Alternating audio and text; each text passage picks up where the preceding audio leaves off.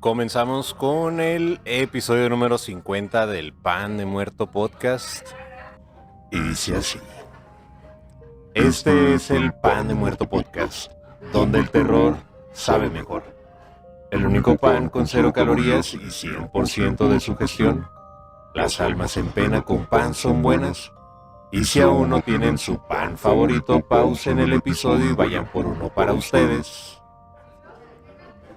y su pan alucinógeno más querido. Bienvenidos al episodio número 50 del Pan de Muerto Podcast.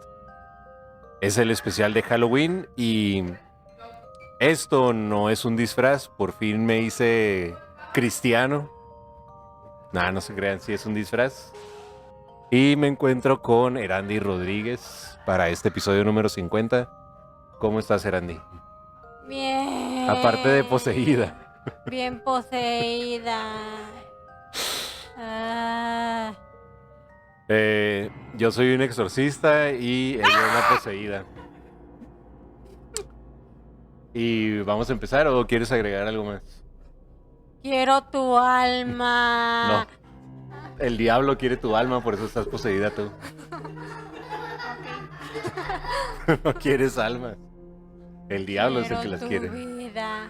Por alguna razón las quiere, aunque solitos le han de llegar bastantes. Vamos a hablar el día de hoy de brujas. ¿Te gustan las brujas? Me encantan las brujas. ¿Por qué? Porque son malas, como yo. Ok.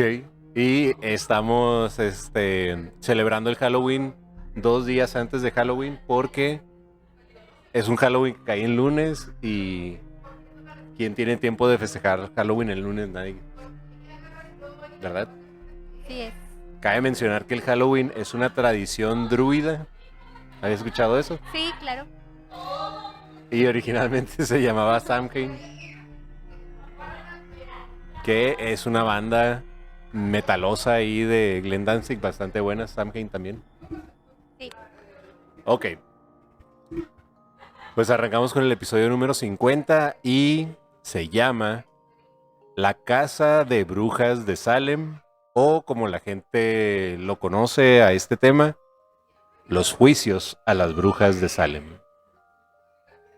Y dice así: en enero de 1692 se inició en el pueblo de Salem, Massachusetts, el juicio contra varias mujeres acusadas de practicar la brujería. Fueron denunciadas por niñas o adolescentes después de que empezaran a sufrir convulsiones y espasmos incontrolables durante un proceso que acabaría con la vida de al menos 20 personas. ¿Ya habías escuchado de estos juicios? Sí. ¿Qué habías escuchado? A ver. ¿Qué de eso que estás diciendo? Ah, ok. Mira, la Europa del siglo XVII no fue la mejor época para vivir. Mucho menos para vivir si es que eras una mujer. En esta época miles de mujeres ardieron en la hoguera acusadas de brujería tras ser sometidas a horribles torturas. Mucho se ha escrito y se ha dicho sobre la barbarie y el fanatismo religioso en el continente europeo, pero los actos cometidos por los puritanos durante la época colonial en América no se quedan atrás. Resulta ser que a los que mandaron a Estados Unidos a conquistar esta tierra si había extremistas religiosos en Europa, estos eran los más extremistas de los extremistas. Y por lo tanto, no podías, por ejemplo, dormirte después de cierta hora porque te acusaban de brujería. Okay. No podías aprender a hacer algo diferente, no sé, como cocinar ya es brujo. mole, porque eras bruja.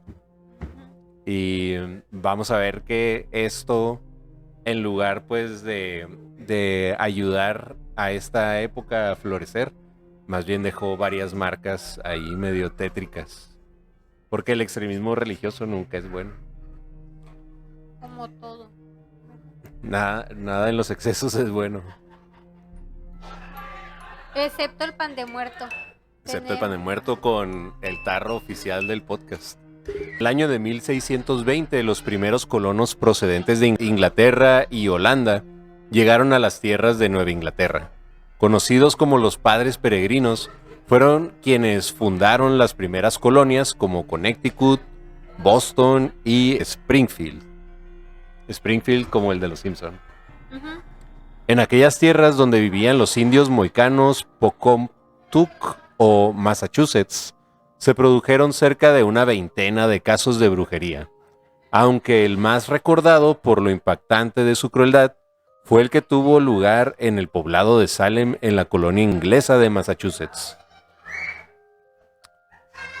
El reverendo Samuel Parris se había trasladado de Boston a Salem con sus hijos, Thomas, Elizabeth y Susana, además de su sobrina Abigail Williams, la cual había perdido a sus padres asesinados por los indios.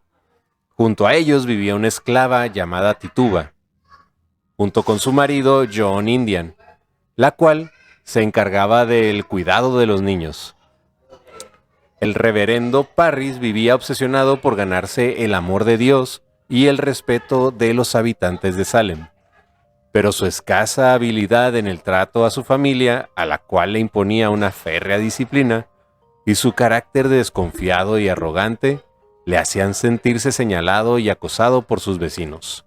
En febrero de 1692 empezaron a sucederse algunos hechos extraños en la pequeña población de Salem, enclavada entre los pantanos y habitada por trabajadores puritanos. Perturbadores testimonios de blasfemias, maldiciones y escandalosas visiones de niñas desnudas encendiendo velas en un claro del bosque mientras invocaban a supuestos demonios y frotaban lascivamente sus cuerpos unas con otras, pusieron a todos los vecinos en estado de alerta. ¿Qué es esto, la serie de Euphoria? You wish I was different? So do I! You fucking hate me! So do I!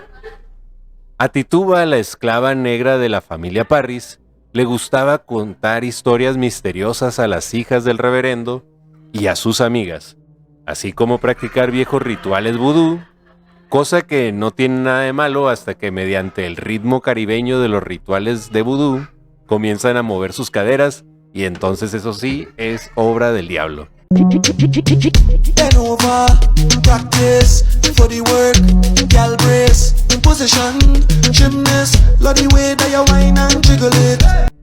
A menudo estas historias y rituales ancestrales chocaban con la moral puritana de aquellos niños y empezaron a encender la imaginación de las adolescentes Betty Parris y Abigail Williams. Un día estas fueron sorprendidas bailando desnudas en un bosque mientras Tituba realizaba sobre un caldero rituales vudú de los Barbados, su tierra natal. Y lo peor es que bailaban al ritmo de Don Omar, esa que dice: chequea cómo se menea. Una sacudida a mis salidas, la cima de un beso en un brinco suicida. Andaban perreando hasta el piso, o mejor dicho, hasta el pasto. El pasto comenzó a oler a culo y el culo comenzó a oler a pasto.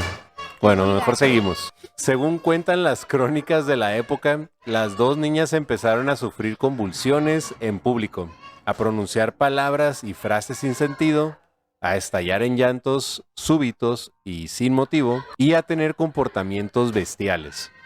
En realidad, es muy posible que las dos niñas intentaron ocultar sus juegos sexuales, a los que muy pronto se unió Ann Putnam, una niña de 12 años, hija de una de las familias más ricas de la población.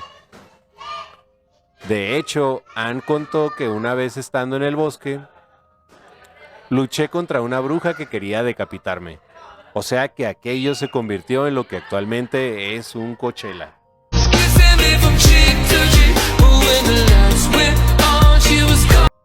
Eran niñas ahí bailando desnudas, bajo ciertos efectos de sustancias, que ahorita vamos a ver que hay unas sustancias que les afectaban su comportamiento. No hay ningún problema físico que cause ese comportamiento.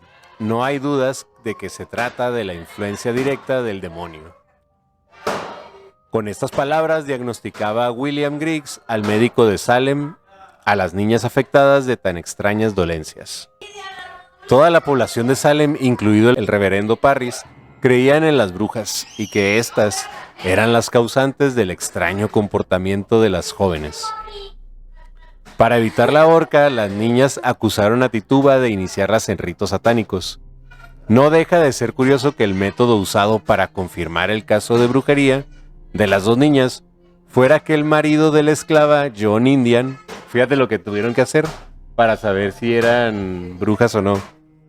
Tuvo que prepararles un brebaje a base de harina de centeno y orina de bebé y se lo diese a beber a un perro. Y ahí sí aplicas la de vas a querer o se lo echo al perro. Si el pobre animal desarrollaba los mismos síntomas que las presuntas embrujadas, el diagnóstico quedaría confirmado. Tristemente el perro se tomó el brebaje, pero no le pasó nada. En febrero de 1692 se inició el juicio a cargo de los magistrados Jonathan Corwin y John Hatton, quienes debían directamente determinar el origen de las posesiones diabólicas. Con la sala llena de público se inició la sesión en la que los dos magistrados presionaron a la hija de Parris y a su sobrina para que señalaran a los culpables. Y aquella situación dio lugar a una serie de acusaciones infundadas en las que cada uno acusaba al más indefenso o a quien tenía más antipatía. Así de que siempre me caíste gordo o gorda y te acusaban de bruja, nada más porque no le caías bien a tus vecinos. La primera acusada fue Tituba, que para salvarse de las crueles torturas a las que iba a ser sometida, confesó públicamente: he visto al diablo en el bosque. A veces toma la forma de un hombre muy alto de pelo negro, o de perro negro, o de cerdo, y he visto a un pájaro amarillo besar el dedo de otra bruja. Y Betty, Abigail, Ann Putnam, Sarah Osborne, Sarah Good están al servicio de Satanás. Y he visto el nombre de otros vecinos en el libro del mal. Y toda la gente sigue que pinche Tituba ya nos puso el dedo. Y la Tituba ahí en modo perrísima apuntando a toda la gente. O sea, la bronca de que te culparan de bruja es que te iban a matar. Te iban a quemar viva o te iban a ahorcar. O te iban a ahogar en un río a ver si flotabas. Entonces, era cosa seria que te acusaran de brujería en aquel entonces. Según aclaró la misma esclava, el libro al cual aludía y en el que figuraban todos los nombres de las brujas que había en Salem, se lo había entregado un hombre misterioso. Al declararse culpable, Tituba fue condenada a prisión y estuvo 1 año recluida. Es decir, se salvó de ser condenada a la horca o a la hoguera. Por su parte, Sarah Osborne, una anciana, y Sarah Good, una indigente que también había sido acusada, fueron ahorcadas al no confesar su culpabilidad. Entonces aquí ya empieza a ver las consecuencias de que te acusaran de bruja. Aquí ahorcaron a 2 señoras. Después, otra mujer, Martha Corey, siguió la misma suerte y fue acusada sin fundamento. Tal vez a causa de envidias o algunas rencillas entre los aldeanos, y su esposo, Giles Corey, murió en prisión mientras era torturado. De ello se dice que le pidieron al esposo que corroborara que su señora era una bruja. Y de que no, mi esposa no es ninguna bruja. Podría estar loca, pero Erandi es buena persona. Me da risa. Ajá. Bueno, estábamos hablando de los Corey. Al final no delató a su esposa y por eso lo torturaron hasta la muerte. Y de él se dice que dejó una maldición en ese pueblo, porque el que lo torturó fue el sheriff del pueblo. Entonces, de ahí todos los sheriff que estuvieron en ese pueblo morían de extrañas circunstancias al tomar el cargo, o sea, no duraban mucho de sheriff. El reverendo George Burroughs fue acusado a sí mismo por la familia Putnam, porque según relató Ann Putnam, su espíritu aparece en mis sueños y me dice que es el líder de los adoradores de Satanás, que mató a sus 2 primeras esposas y que embrujó a los soldados que combatían a los indios en las fronteras de Maine. Otra aldeana, Susana Martin, fue acusada por un vecino porque creía que había embrujado a sus bueyes. Y John Alden, otro de los habitantes de Salem, fue acusado de ser el hombre que supuestamente había entregado el libro con los nombres de las brujas a Tituba. ¿Tú querías si te embrujaran a la chiquis? ¿Qué? Pues le sacaría el embrujamiento, ¿no? ¿Cómo? Con una Navaja, ok. con un padre, ¿no? El 2 de junio de 1692, el juez William Stoughton envió a la horca a Bridget Bishop, una mujer que 12 años antes había sido declarada inocente del cargo de brujería y cuyo único pecado había sido tener un carácter extrovertido y haberse casado 3 veces. Con eso tuvo, o sea, por andar ahí dándole vuelo a la hilacha, ya fue acusada de brujería. Otra mujer, Rebecca Nurse, fue también acusada. El juez, que la conocía bien, la declaró inocente, lo que provocó tal oleada de vandalismo y salvajismo entre la población que el asustado magistrado tuvo que cambiar de opinión y ordenar que la ahorcaran de inmediato. O sea, él dijo, no, yo conozco a esta morra, así chila. Y todo así de que, no, ¿cómo la va a dejar libre? No puede ser, es una bruja. Ah, sí, no, pues, no, sí es cierto, tienen razón ustedes, si es bruja, que la ahorquen. Pocos años más tarde, los tribunales comenzarían a admitir que los procesos judiciales iniciados en Salem en 1692 habían tenido bastantes irregularidades y finalmente en 1703 el Tribunal de Massachusetts rechazó casi todas las pruebas presentadas durante los juicios. 3 años más tarde, Ann Putnam, una de las niñas supuestamente embrujadas, pidió perdón a su iglesia y a las familias de los ajusticiados en la horca y dijo, lo hice engañada por Satanás. Por su parte, Betty Parry se fue de Salem con su padre y el rastro de Abigail Williams se pierde a mediados de 1692. Algunos autores han citado a la epilepsia como la causa de los ataques y las convulsiones de las niñas, y otros han encontrado un origen tóxico en estas manifestaciones colectivas, y aquí es donde se pone bueno. Para algunos historiadores, la fuente de todos estos síntomas estaría en una intoxicación por cornezuelo del centeno, una enfermedad conocida como ergotismo o fuego de San Antonio, cereal con el que se elaboraba el pan y que posee una toxina, la ergotamina, de la que deriva el LSD o ácido lisérgico. Así que era un pan alucinógeno el que se comieron y por eso se convulsionaban y se retorcían y bailaban desnudas cerca de hogueras. Estaban drogadas. Quiero 15 de esos panes, pero ya ahorita para el post-podcast. No obstante, para la mayoría de los... ¿Qué? Qué feo. No obstante, para la mayoría de los estudiosos, la causa más probable de tan terrible acontecimiento es la histeria colectiva, como resultado del asfixiante clima de puritanismo y de la educación represiva que imperaba en aquellos tiempos. La histeria había sido definida pocos años antes de los sucesos de Salem como la gran simuladora, por el médico inglés Thomas Sydenham, por ser un mal capaz de simular un gran número de enfermedades orgánicas. Así que no se sabe si fue una toxina, si fue el ambiente puritano de la época o si fue la histeria colectiva, pero de que mataron gente a lo güey. Y las referencias para este episodio fueron historianationalgeographic.com y varios podcasts de mis favoritos, como lo son Last Podcast on the Left, Leyendas y Enigmas sin resolver. Sí, ya te emocioné. Ok. Redes sociales del Pan de Muerto Podcast. Y esto fue el episodio número 50. Así que antes de que empieces a acusar a tus vecinos de brujería, te recuerdo que el correo oficial del Pan de Muerto Podcast es demuertopan@aol.com. ¿Quieres leerlo además? No.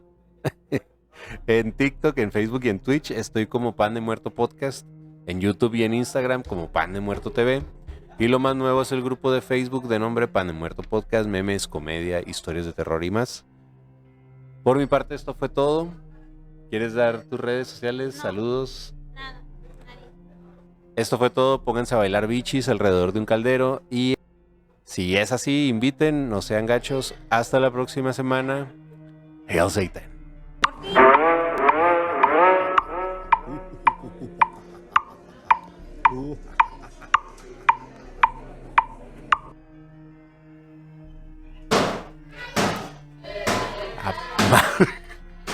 Soy yo, se escucha ahí un paso de lanza. La piñata. Hay una fiesta aquí al lado y se está saliendo de control.